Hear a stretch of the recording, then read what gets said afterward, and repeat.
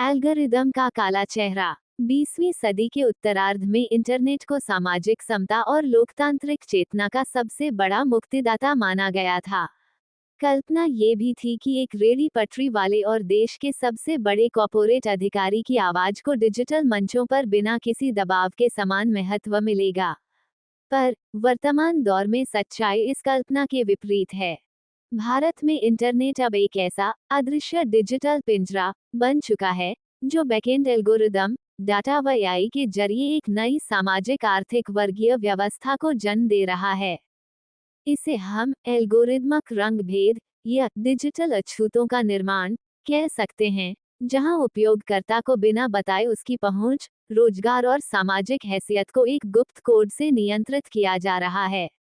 सूचना साम्राज्यवाद के दौर में इंटरनेट एक ऐसा आभासी मायाजाल रचता है जिसका सबसे हिंसक असर समाज के कमजोर व असुरक्षित तबके पर पड़ता है।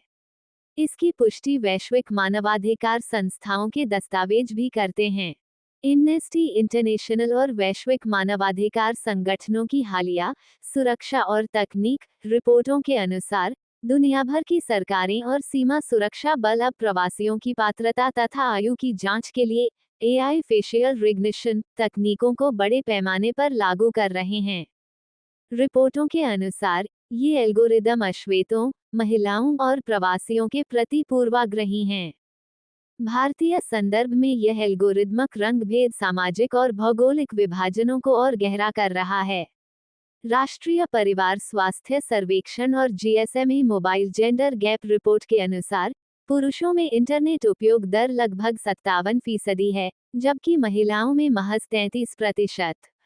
डिजिटल कौशल में भी पुरुषों की भागीदारी 22.78% है, जबकि महिलाओं की केवल 13.91%। यह अंतर दर्शाता है कि डिजिटल पहुंच में लैंगिक असमानता भारत की सबसे बड़ी चुनौतियों में से एक बनी हुई है। वहीं वर्ल्ड इकोनॉमिक फोरम की ग्लोबल रिस्क रिपोर्ट 2025 व 2026 के अनुसार एआई द्वारा संचालित भ्रामक सामग्री और डीपफेक आज वैश्विक लोकतंत्रों के लिए सबसे बड़ा खतरा बन चुके हैं। रिसेंबल.ai की रिपोर्ट 2025 के अनुसार 2019 की तुलना में 2025 में डीपफेक वीडियो की संख्या में करीब 571 गुना, जबकि 2025 की तीसरी तिमाही तक हर तिमाही में 2023 की तुलना में डीपफेक घटनाओं में 1500% की बढ़ोतरी हुई। अगर कोई उपयोगकर्ता इन घटनाओं को लेकर अपनी असहमति दर्ज कराता है, तो उसके शैडो बैनिंग किए जाने का खतरा बना रहता है।